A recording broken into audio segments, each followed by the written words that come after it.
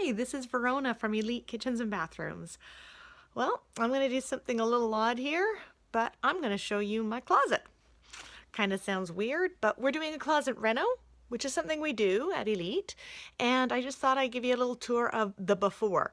And since it's our home, I can show you the before. It's kind of sad.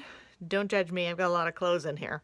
So, right over here, you can see I've got baskets on top. I've tried to be organized, but it's pretty limited in this space. You have lots of clothes. Don't judge me. All right, and then the other side, we've got it pretty basic too, just a little rack.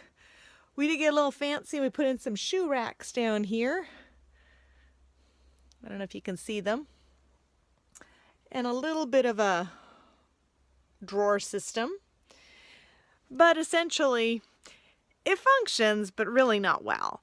So, this is the before, and we're going to show you the after.